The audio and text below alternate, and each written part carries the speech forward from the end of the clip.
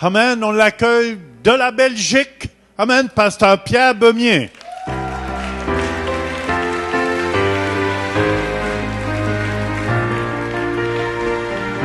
Amen.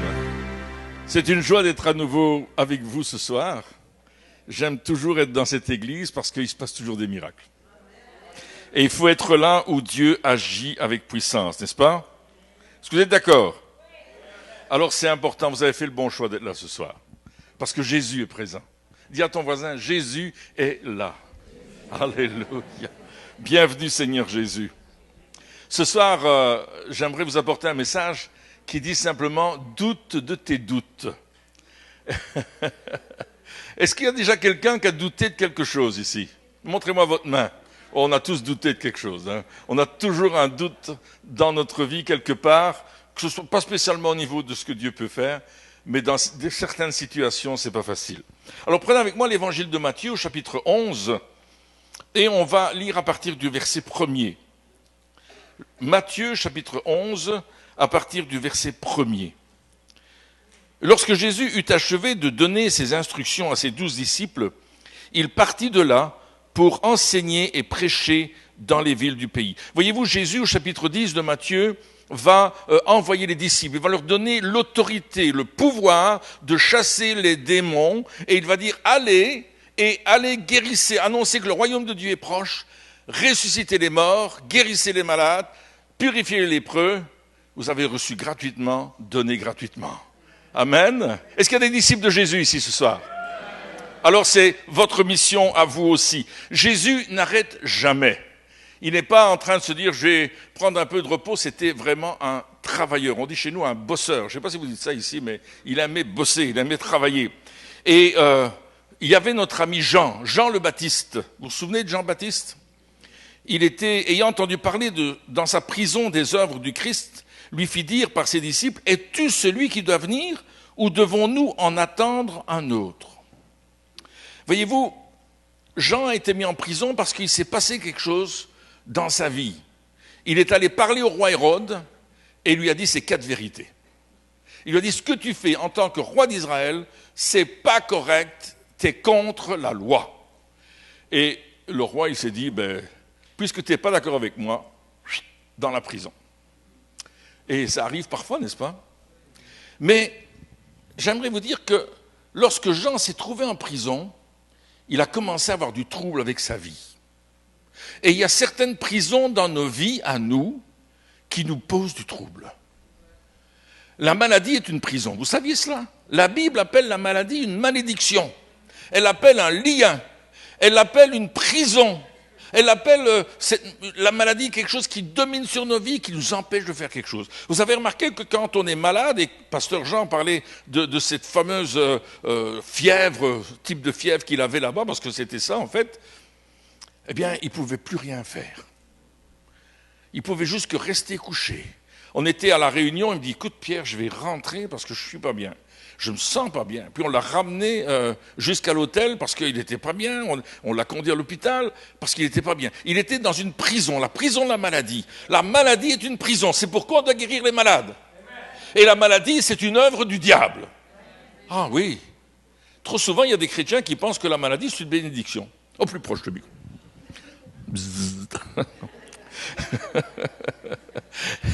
Il y en a qui croient que c'est une bénédiction.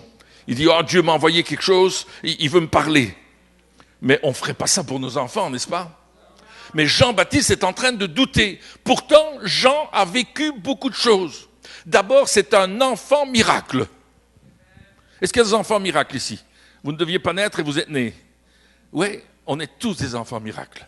Parce que Jésus nous a fait naître à nouveau, à une nouvelle vie. Amen. Et si ce n'est pas le cas ce soir, ce sera le cas. Vous pourrez rencontrer Jésus-Christ. Jean-Baptiste, il est né de son père, qui s'appelait comment son père? Zacharie. Et sa mère s'appelait Élisabeth. Et alors, Zacharie faisait le service au temple. Et voilà que tout d'un coup, il y a un ange qui vient le voir. Et lui dit, vous allez avoir un enfant. Et vous allez l'appeler Jean. Et il dit, mais on est trop vieux pour avoir un enfant, et ma femme est stérile. Comment est-ce que c'est possible? Et l'ange, il dit, voilà le signe. Tu vas rester muet. Il est resté muet pendant 9 mois. Vous imaginez? Sa femme devait être contente. Hein. Il disait plus jamais, il n'est plus jamais rouspété là. Hein. Il ne disait jamais des choses, on dit, ah, t'as pas bien fait ça. Il ne sait plus parler. Et la Bible dit, dans l'évangile de Luc, au chapitre 1er, que Jean-Baptiste allait être appelé grand devant le Seigneur. Il est né d'une façon miraculeuse. Il est né d'une façon extraordinaire, parce que mon Dieu est un Dieu extraordinaire. Alléluia. Et il peut donner la vie. Il est d'ailleurs celui qui appelle les choses qui ne sont pas comme si elles étaient, et il ressuscite les morts. Amen. Alléluia. C'est pourquoi on a plusieurs résurrections que Jésus a faites dans la Bible. Parce qu'il va démontrer qu'il est réellement Dieu. Mais ça, c'est un autre message. Alors, je crois que c'est important aujourd'hui de savoir que Jean-Baptiste est né d'une façon extraordinaire, mais c'était toujours un homme. Jésus, lui, lorsque Marie va recevoir l'annonciation que Gabriel va lui donner, il est dit qu'il va être le fils du Très-Haut, qu'il va être sur le trône de David et que son règne sera éternel. Oh, quelle parole de puissance! C'est dans le même chapitre 1 de l'évangile de Luc, à 2 endroits différents, 2 annonciations, mais 2 annonciations différentes. Et Jean dira au chapitre 3 de l'évangile de Jean, ce qui est de la terre est terrestre, mais ce qui vient du ciel est céleste. Et Jésus est céleste. Jésus vient du ciel. Jésus est surnaturel. Jésus est celui seul qui pouvait nous sauver. Et Jean-Baptiste a vécu ces choses, il a entendu ces choses. Mais il pose une question. Es-tu celui qui doit venir? Alléluia. Il commence à douter. Est-ce que c'est bien toi? Est-ce que c'est bien lui? Est-ce que c'est vraiment lui le Sauveur? Il y a beaucoup de personnes autour de nous qui ne connaissent pas Jésus. Un jour, un jeune homme est rentré dans notre café chrétien et je lui ai demandé, est-ce que tu connais Jésus? Il m'a regardé, il m'a dit, oh ça c'est mon téléphone, laissez-le sonner, il va s'arrêter. C'est la Belgique qui m'appelle, laissez la Belgique tranquille. Je suis désolé. Et il est rentré dans mon café chrétien et il a dit, je lui ai demandé, est-ce que tu connais Jésus? Et il m'a dit, je viens d'arriver dans le quartier, je ne connais pas Jésus. Je ne savais pas quoi lui répondre. J'ai regardé d'une façon, je me suis dit, mais il ne connaît pas Jésus. Donc, mais oui, bien sûr, mais ce n'est pas de ce Jésus-là que je parle. Il ne connaissait pas Jésus. Beaucoup d'hommes autour de nous ne savent pas que Jésus les aime. Beaucoup d'hommes et de femmes n'ont qu'une notion de qui est Christ. On faisait de l'évangélisation dans le nord de la France il y a quelque temps avec Christine. On parlait aux gens dans la rue, on faisait un travail de rue avec de la musique, avec du témoignage. Et je parlais aux gens par rapport à Jésus-Christ et les gens me disaient « On ne connaît pas, on ne sait pas, il n'y a plus de religion. » Vous comprenez ce que je suis en train de dire? Mais nous avons une solution, nous avons une raison de dire aux gens, Jésus vit et il peut te toucher. Alléluia. Nous étions dans un restaurant et puis les voisins voulaient faire la photo de groupe et je me suis dit, je vais les aider. Permettez que je fasse votre photo? Et ils m'ont dit, oui, bien sûr. Et puis ils ont dit, mais vous avez un drôle d'accent, vous n'êtes pas canadien. J'ai dit, non, moi je suis belge. Mais qu'est-ce que vous faites si loin de votre pays? Il dit, je prie pour les malades. Et je dis à la dame, est-ce que vous êtes malade? Elle me dit, moi non, mais Louis, oui. Alors je dis, monsieur, voulez-vous que je prie pour vous? Et le monsieur me dit, mais bien sûr, ça me ferait bien plaisir. Alors je lui ai expliqué ce qui allait se passer. Il s'est levé, on a prié ensemble. Et puis j'ai dit, est-ce que quelqu'un d'autre veut la prière? Puis une autre personne a dit oui. Et les 4 personnes sont passées à la prière. Je leur ai parlé de l'amour de Dieu. C'était pas long, mais c'était intense. Et puis eux, ils sont partis, c'était la fin de leur repas. Et quelque temps plus tard, la serveuse est arrivée et je voyais qu'elle tournait autour de la table. Je me suis dit, Je dis, Seigneur, donne-moi une parole pour la madame, là. Et puis, ça me dit, elle a un problème dans le bas de son dos, elle a des douleurs et ça lui fait très mal. Et je lui dis, est-ce que vous auriez un problème dans le bas de votre dos? Oh, elle me dit, monsieur, ça fait tellement mal que je vais arrêter mon service. Et je dis, voulez-vous que je prie pour vous? Elle dit, j'y crois, vous savez, j'y crois. Elle avait vu qu'on priait. Et je lui ai parlé de Jésus. Elle m'a dit, oui, je ne vais pas à l'église, mais c'était un pécheur pratiquant, mais pas un chrétien pratiquant. Il y a beaucoup de pécheurs pratiquants au Québec, hein? Vous avez remarqué? Mais il faudrait qu'ils deviennent des chrétiens pratiquants. Amen. Alléluia. Et cette femme nous a laissé prier pour elle. On a imposé les bains, on a prié avec elle, et puis elle a dit, oh, comme ça fait du bien, merci Jésus. Oui, je vais aller à l'église maintenant. Alléluia. C'était un premier pas, parce qu'il faut aller beaucoup plus loin. Voyez-vous, la maladie, elle nous tient prisonnières. C'est une chaîne, c'est un lien.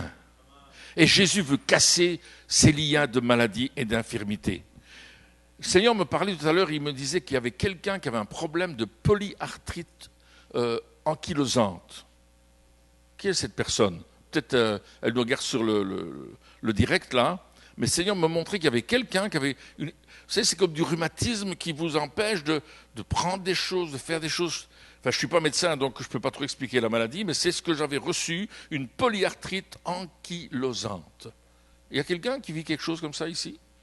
Bon, si jamais vous vous en souvenez, voilà une dame dans le fond.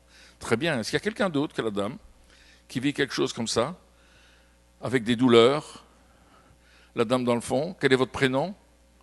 Carole. On va prier pour vous, Carole, tout à l'heure. D'accord? On se souvient de Carole, n'est-ce pas? On va prier pour elle et on va amener la puissance de Jésus sur elle et Dieu va faire le miracle. Voyez-vous, Jean-Baptiste se pose une... Monsieur aussi. Ah, voilà, il me semblait bien qu'il y avait une deuxième personne. C'est ça ressemble à ça aussi. Ouais. Fibromyalgie, polyarthrite ankylosante, ça ressemble à ça. C'est des douleurs partout et constamment, jour et nuit, c'est terrible. Quelqu'un d'autre a la fibromyalgie? Vous aussi? Oui. J'ai prié pour une dame, c'était dans le Minnesota, je pense. Non, oui.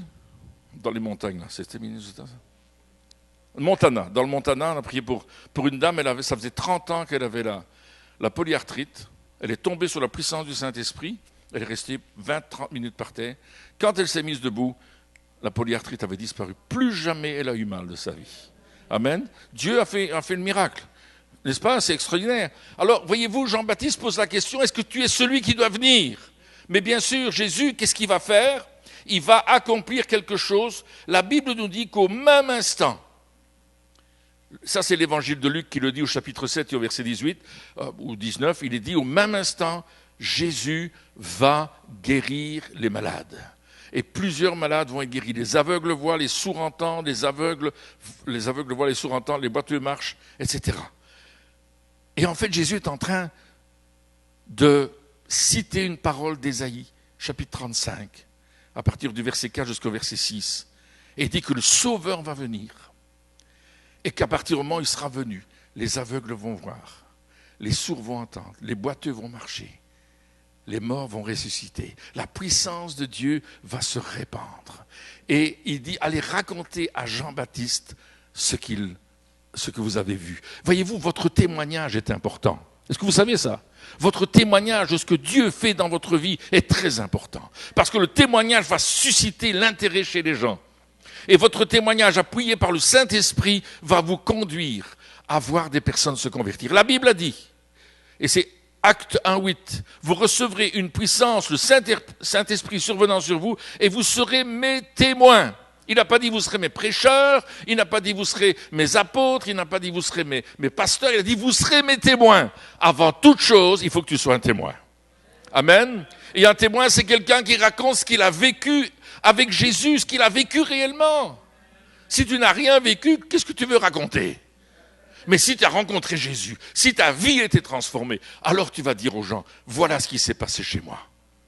Et les gens peuvent se moquer, les gens peuvent ne pas le recevoir, mais tu auras témoigné. Et crois-moi, le témoignage, c'est une semence que tu mets dans le cœur d'une personne pour qu'elle soit transformée par la grâce de Dieu. Amen. J'ai rencontré des gens qui sont venus, on a parlé avec eux, ils ont dit ouais, nous, tout ça, c'est pas rationnel et tout. Et il y avait cette jeune fille l'autre jour dans un restaurant et puis on est arrivé tellement tard dans le restaurant, on était les derniers. Ils ont quand même servi à manger. Et je voyais que la jeune fille, elle avait un besoin. Et on lui a parlé, on lui a dit, est-ce que vous croyez en Dieu? Oh, elle a dit, moi je suis une scientifique. Moi, j'étudie la biologie, je suis à l'université, je suis en 2e année de biologie. Non, Dieu, non. Et puis on a témoigné, il y avait un pasteur qui était avec nous, il a témoigné que Dieu l'avait guéri d'un cancer. Et il lui a dit, j'avais autant de tumeurs, et les tumeurs ont disparu quand on a prié pour moi. Jésus m'a guéri. Et la fille a dit, oui, mais vous savez, moi, je suis scientifique. Tout ça, j'ai dit, vous savez, mon épouse et moi, nous sommes des scientifiques. Christine est mathématicienne de profession, et moi, j'ai fait de la chimie en photographie industrielle. Elle dit, ah bon, c'était une autre chose. Et puis, j'ai commencé à lui parler de biologie, parce que j'avais des étudiants, quand j'étais professeur, qui faisaient leur mémoire en biologie, puis microscope électronique, etc. Donc, on a commencé à parler son langage. Et puis, à un certain moment, comme la fille nous écoutait, j'ai commencé à lui dire que Jésus l'aimait, qu'il avait un plan pour sa vie, qu'il voulait la transformer. Et je voyais le visage de la fille qui commençait à changer. Et là, il y avait un intérêt important. Et vous savez pourquoi? Parce que la parole de Dieu, elle est vivante et efficace. La parole de Dieu, quand vous la citez, elle touche les cœurs. Même si la personne ne sait pas que c'est Jean 3 ou que c'est Matthieu ceci, ça n'a pas d'importance. C'est la parole vivante de Dieu. Et Jésus, c'est la parole faite chair. On pourrait développer ce thème, c'est extraordinaire. Mais si tu doutes aujourd'hui, plonge-toi dans la parole. Cette jeune fille-là nous a écoutés et on a terminé en priant pour elle. Elle avait une douleur dans la nuque et on a prié pour elle sans la toucher. On est resté sur notre siège, on a dit on ne va pas vous toucher, on ne va pas vous offenser. Et au moment où on a prié pour elle, la chaleur du Saint-Esprit est descendue sur elle. Elle a commencé à brûler, elle commençait à devenir toute rouge. Elle nous a dit mais c'est extraordinaire ce qui se passe, qu'est-ce que c'est? C'est pas rationnel. C'est pas explicable, c'est la puissance du Saint-Esprit.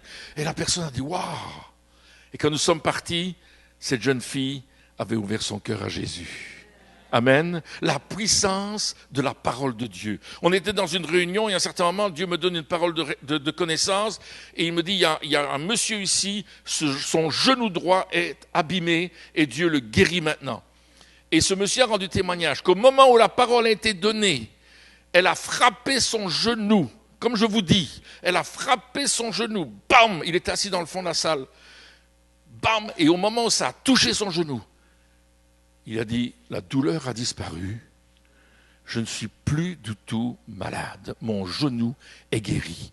Il venait des États-Unis, il était venu à Montréal, il n'était jamais venu avant à Montréal, et le matin, quand il s'est levé, le Seigneur lui a dit, va à Montréal dans une réunion. Il a cherché sur Internet, il a trouvé la conférence dans laquelle on parlait, il est venu, et là, il a été guéri. Il me dit, monsieur, je suis chauffeur routier, je conduis des camions dans tous les États-Unis, vraiment mon genou me faisait mal, je peux vous garantir, ça me fait plus mal. Il m'a envoyé un email quelques jours plus tard en me disant, je suis rentré chez moi, plus aucune douleur à mon genou.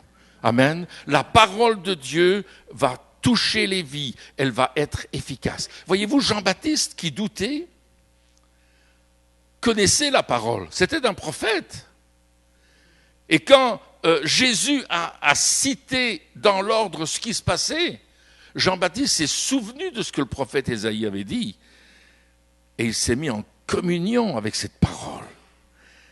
Voyez-vous ce qui s'est passé? La parole de Dieu va transformer votre vie. Il envoya sa parole et il est guéri. Alléluia. Dieu va toucher les vies par la parole de Dieu. Dieu va libérer les cœurs et les corps parce que la puissance de Dieu est là. Parce que Jésus a dit lui-même que par les meurtrissures de Jésus, nous sommes guéris. Pierre va le répéter. Bien sûr, c'est le prophète Ésaïe, 8 siècles auparavant, avant la venue de Jésus, qui va déclarer cela. Mais je me suis toujours posé une question. Jésus n'était pas encore mort, que déjà les malades étaient guéris. Or, c'était par ces meurtrissures. Pourquoi? Parce que Dieu est éternel, il n'est pas dans le temps. Amen. Il est surnaturel. Ce soir, le Dieu du surnaturel est au milieu de nous. Ce soir, la puissance du Dieu du surnaturel veut toucher votre vie. Une dame était là, pas plus tard que samedi, et elle est venue devant, elle m'a dit, monsieur, j'ai mon petit doigt de pied, il ne fonctionne plus. Il est séparé de mon pied. Il est là, mais ça ne fonctionne plus. Pouvez-vous prier pour mon petit doigt de pied? Je dis, mais je vais prier pour votre doigt de pied. On a parfois des choses bizarres. Hein. Donc je me suis mis à genoux, j'ai pris son pied, je ne l'ai pas fait chatouille, hein. J'ai pris son pied, j'ai prié pour ce doigt de pied, et puis elle me dit, mais j'ai un autre problème, j'ai les genoux en X, et je ne sais pas mettre mes pieds l'un contre l'autre, parce que mes genoux sont comme ça. J'ai prié pour elle, elle est partie s'asseoir, elle m'a dit, les douleurs ont disparu, mais le dimanche soir, elle est venue dans la réunion où j'étais, et elle a dit, mon petit doigt de pied, il fonctionne depuis hier. Et mes genoux, regardez, je peux mettre mes jambes jointes, mes pieds joints. Je n'ai jamais su faire ça de ma vie. Mais aujourd'hui, Dieu l'a fait. Alléluia! Alléluia! Dieu fait des choses qui nous dépassent. Amen! Vous priez pour les malades et vous êtes surpris que le malade il dit « Oh, la douleur a disparu ». Il y avait ce monsieur, 85 ans. Et il me dit « J'ai des problèmes aux hanches, j'ai déjà été opéré une fois. Mais regardez, je dois marcher avec une canne. » Et il marchait comme ça. Il dit, j'aimerais retrouver ma façon de marcher parce que je veux retourner à la chasse et à la pêche. Oh, j'ai dit, ben moi je vais aller avec vous. Mais ne me donnez pas un fusil, c'est trop dangereux. J'ai prié pour lui. Et puis je l'ai fait marcher. Je l'ai fait marcher là derrière avec sa canne. Et puis il marchait, et il boitait encore un peu. Je dis, ok, on marche encore, Dieu va vous toucher. J'ai prié pour lui une deuxième fois. Et puis, ça prenait beaucoup de temps, et il y avait beaucoup de gens qui attendaient, donc j'ai commencé à prier pour les personnes. Et tout d'un coup, j'ai vu la canne passer devant moi, bam, elle est tombée là, et crier, je suis guéri, je suis guéri. Et il marchait, il dit, regardez comme je marche bien, et il courait comme ça, comme un jeune homme de 20 ans. Est-ce qu'il y a des gens de 85 ans ce soir qui voudraient la prière? Il était en pleine forme, touché par la puissance de Dieu. Le lendemain, il est revenu au culte en disant, pasteur, ça faisait longtemps que je n'avais plus dormi sans aucune douleur. Cette nuit, j'ai dormi, je n'avais plus de douleur. Alléluia. Ça, c'est la puissance de la parole de Dieu. Lorsque la parole de Dieu vous touche, lorsque la parole de Dieu vient toucher votre vie, alors celui qui s'appelle « Je suis l'Éternel qui te guérit » réellement. Amen.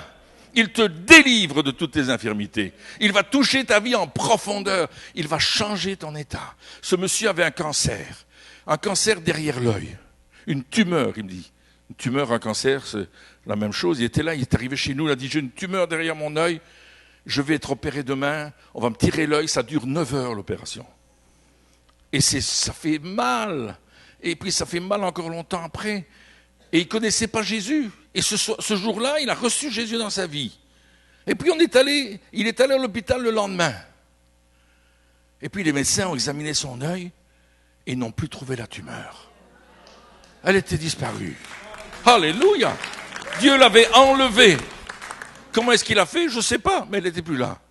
Et un autre monsieur qui était venu dans une réunion, c'est un frère qui m'a raconté cette histoire, un évangéliste.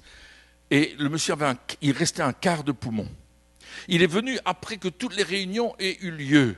Alors que l'évangéliste avait fini, qu'il voulait prendre un repas, il était fatigué, ça faisait 3 ou 4 jours qu'il faisait les réunions. Et puis ce monsieur est venu, il avait une longue barbe, des longs cheveux, il n'était pas en bel état en tout cas. Et son frère l'a amené. Il faut qu'il prie pour toi. Alors il lui a posé les mains et le monsieur est parti. Et le lendemain, il est allé chez son coiffeur. Il a dit, coupe mes cheveux, coupe ma barbe. Il a trouvé son plus beau costume, il a mis son beau costume et le coiffeur a dit, qu'est-ce qui se passe? Hier, on a prié pour moi dans le nom de Jésus, je suis guéri. Il avait la conviction qu'il était guéri. Il avait cette conviction que Dieu avait fait quelque chose dans sa vie. Il est allé trouver le médecin et le médecin a fait une radiographie. Et puis il a dit, c'est pas possible, c'est pas vous. Le monsieur là a un quart de poumon, ici il a 2 nouveaux poumons. Il dit, c'est pas vous, monsieur. Il dit, c'est moi. Dieu fait ces miracles-là. Il fait des miracles créateurs. Il peut vous remettre un nouvel organe qui a été enlevé. Il peut changer des choses. On l'a vu faire. Il y avait une dame qui est venue demander la prière à Christine et à moi. On était dans une conférence et puis on était plusieurs orateurs et on priait pour tout le monde. Et la dame est venue, elle m'a dit, ce que je voudrais, c'est un nouveau rein. Il ne me reste plus qu'un morceau de mon rein, j'attends une greffe, et à cause de cela, je ne peux plus manger ni boire, je suis limité dans mes consommations, très très limité. Et on voyait bien qu'elle avait un problème au niveau de ses reins, n'est-ce pas? Et puis quand elle l'a dit, je veux un nouveau rein, moi je peux vous dire, je n'ai pas mené large. Hein. Je me suis dit, ouh, Seigneur, fais le miracle parce que ça me semblait difficile à moi. Mais à Dieu, est-ce qu'il y a quelque chose de difficile? Y a-t-il quelque chose de difficile à Dieu? Non! Quelques mois plus tard, on va dans une église, on était invités, et le pasteur me dit, je voudrais vous parler avant que vous ne prêchiez ce soir. Oh, je me dis, ça a l'air sérieux, ça, je ne connaissais pas le pasteur. Vous avez prié pour un de mes membres. Je dis, qu'est-ce qui s'est passé? On prie pour des centaines de personnes, je ne connais pas vos membres. Eh bien, la dame, son rein, il a repoussé et elle n'a plus besoin de greffe. Elle a un nouveau rein. Waouh, Jésus, toute la gloire. À Jésus, toute la gloire. Alléluia. Un autre monsieur avec une hernie discale. C'était à l'île de la Réunion. Oh, on a eu 3 hernies discales qui ont été guéries. 3 hernies discales. Une dame s'est avancée le soir, elle avait une hernie discale et elle ne pouvait pas l'opérer. Ça faisait 3 ans qu'on la soignait. Ils étaient plusieurs à être soignés à l'hôpital de la souffrance et on leur faisait des injections, etc. Mais on ne pouvait pas opérer.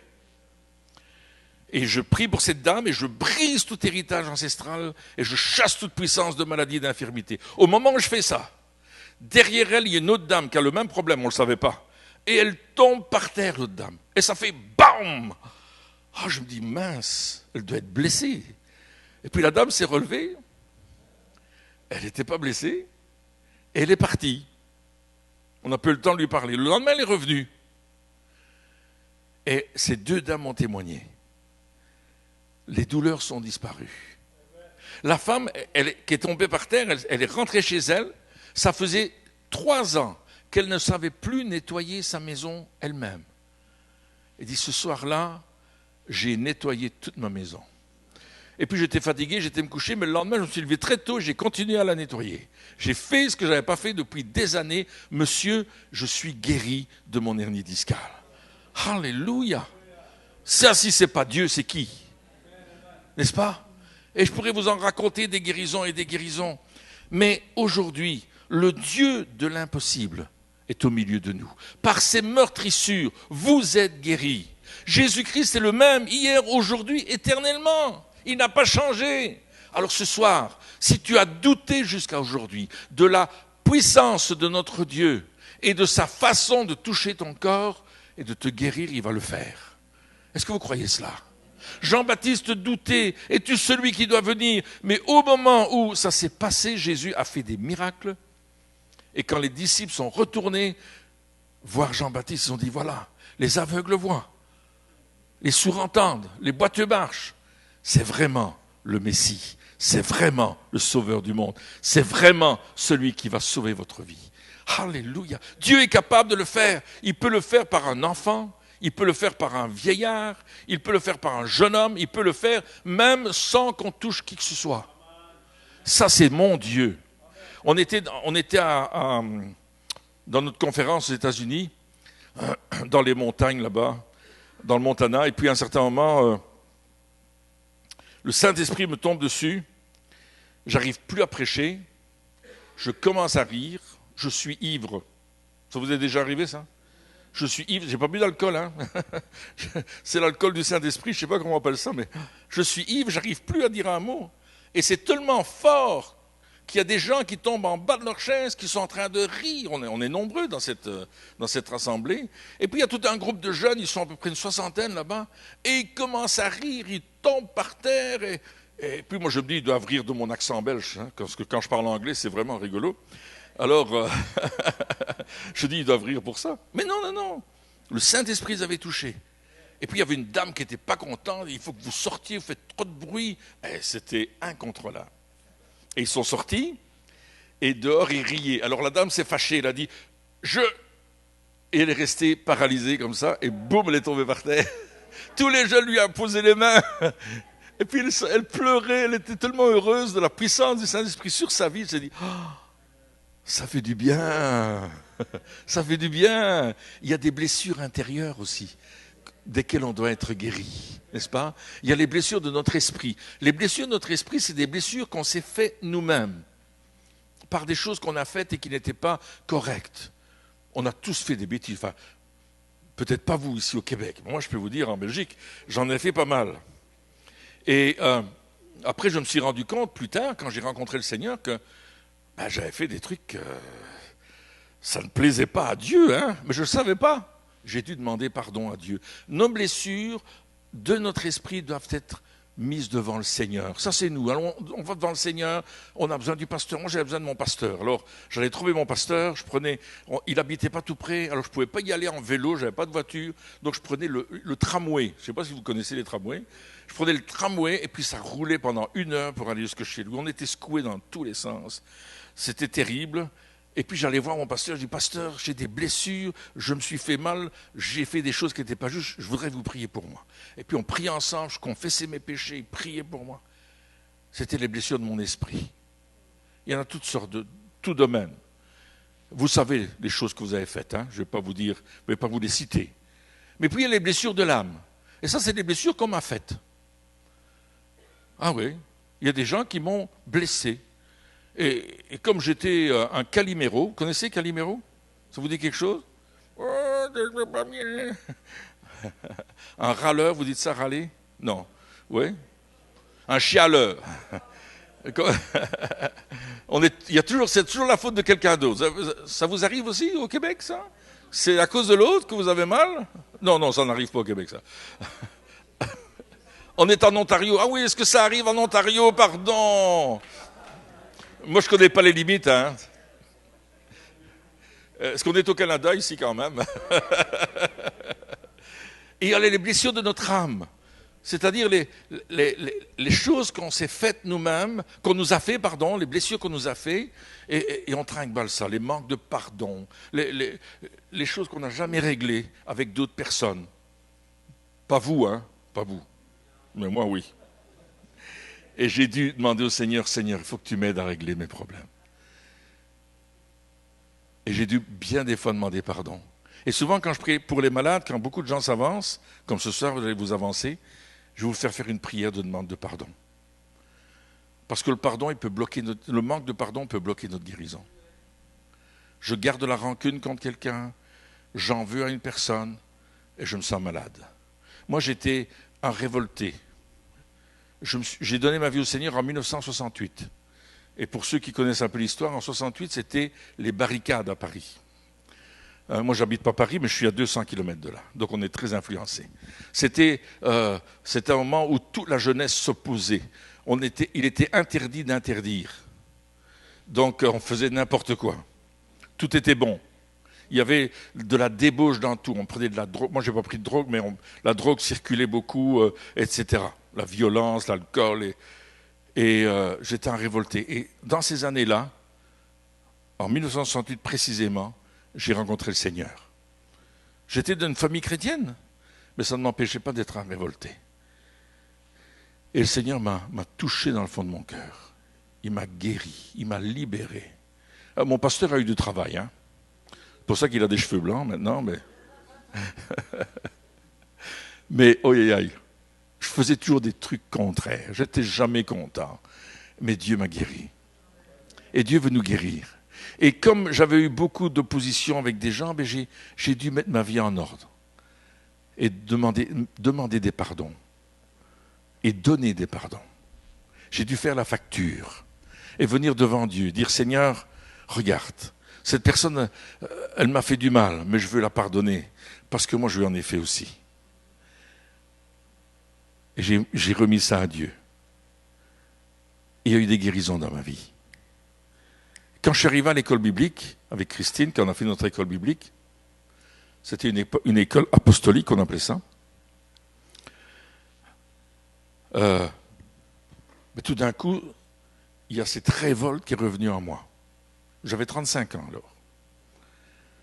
Et pour une raison que moi je ne connaissais pas à ce moment-là, mais que je connais aujourd'hui, cette révolte est remontée en moi.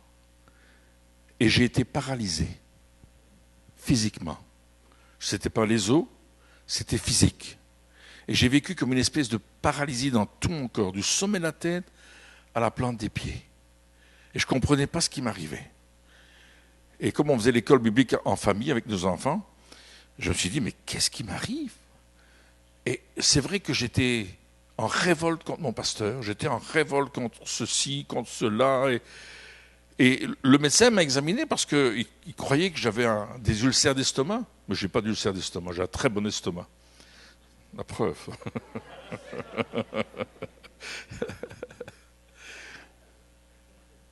Mais le Seigneur, il savait.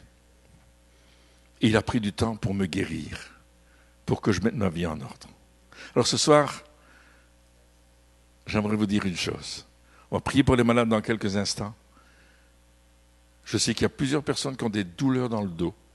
Je sais qu'il y a plusieurs personnes qui ont des douleurs dans le bas du dos. Il y a même une personne qui a une douleur dans le haut du dos, du côté droit. C'est comme si vous aviez quelque chose qui est enfoncé en dessous de votre omoplate et Dieu veut vous toucher. C'est vous, madame? Oui. Alléluia, vous aussi. Il y a plusieurs personnes. Je sais qu'il y a des gens qui ont des problèmes dans les genoux et dans les articulations, notamment les chevilles. Il y a une cheville qui est douloureuse, pas tout le temps, mais elle est douloureuse et ça revient. Je vais le faire ce soir, je vais prier pour vous, mais attendez-vous à ce que Jésus vous touche déjà maintenant. À la limite, vous n'avez pas besoin de ma prière, vous avez juste besoin de sa présence. Amen. Et la louange est extraordinaire pour amener la présence de Dieu. Amen. Et je crois que c'est tellement important. Alors, est-ce que je peux faire un petit clin d'œil au pianiste ou à la louange pour avoir un peu de musique? Mais je voulais, les personnes qui ont ces polyarthrites ou cette fibromyalgie, vous pouvez vous avancer ce soir. Les gens qui ont des problèmes dans le dos, cheville, la pointe dans votre dos, la nuque, plusieurs personnes ont des problèmes de nuque. Il y a quelqu'un qui a un problème aux yeux aussi, vous avez des problèmes dans les yeux. Avancez-vous maintenant. Avancez-vous maintenant, n'ayez pas peur, venez devant maintenant. C'est le temps de recevoir la guérison. C'est le temps de recevoir la guérison. Tournez-vous vers moi, simplement, attendez là. Alléluia. Je n'ai pas spécialement cité votre maladie. Je sais qu'il y a quelqu'un qui a un problème au niveau des poignets, au niveau de la préhension. Quand vous prenez quelque chose, c'est très difficile. Mais ce soir, viens recevoir parce que Dieu a un miracle pour toi. Ton miracle est là. Et quand tu viens, tu t'attends à Dieu. Tu t'attends à lui. Attends-toi au Seigneur. J'ai vu des personnes qui sont venues, on a prié pour elles. Et ce qui s'est passé, c'est que, eh bien, elles sont retournées, il n'y avait rien qui s'était passé. Mais ce monsieur, il est retourné à sa place. Et quand il est arrivé à sa place, il avait un problème à la cheville. Et sa cheville a été guérie. Quand il était sur sa chaise. Je me souviens de cette jeune fille qui devait être opérée du genou. On était au Congo, Cameroun, je crois que c'est le Cameroun. Et c'est le Cameroun. Hein. Et cette jeune fille, elle devait rentrer en métropole, en France, pour être opérée. Tellement ça lui faisait mal. Et voilà que on prie pour elle. Rien ne se passe. C'était un gros auditorium. Mais lorsqu'elle est arrivée dans le fond, son genou était complètement guéri. La douleur, le bénis qui était abîmé, déchiré, était refait. Et ils ont commencé à danser dans le fond.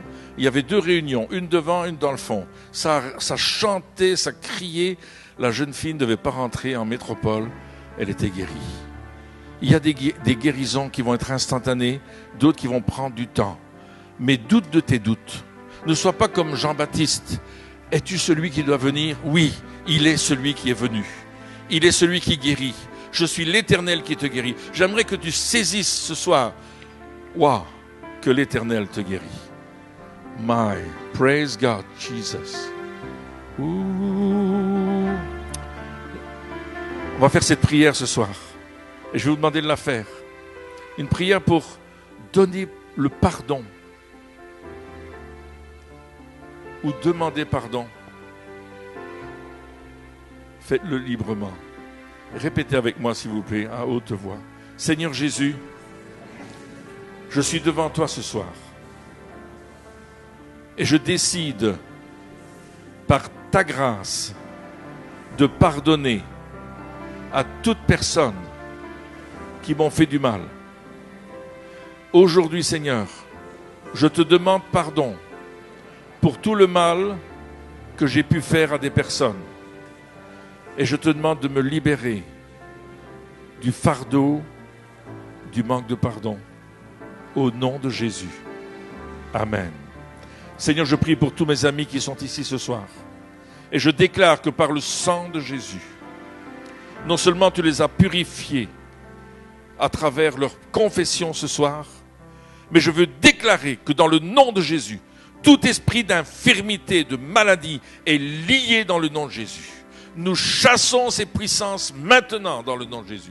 Toute puissance de maladie, d'infirmité, je vous ordonne de quitter maintenant, de quitter les corps, de quitter les pensées, de quitter les cœurs au nom de Jésus. Je libère cette assemblée de tout ce que l'ennemi a voulu faire contre eux maintenant. Et oui, nous sommes plus que vainqueurs en Jésus-Christ. C'est ta parole qui le dit et nous le confessons au nom de Jésus. Amen. Je vais passer près de vous, je vais poser ma main sur vous et vous allez recevoir simplement. Parce que Dieu est un Dieu qui donne librement. Amen.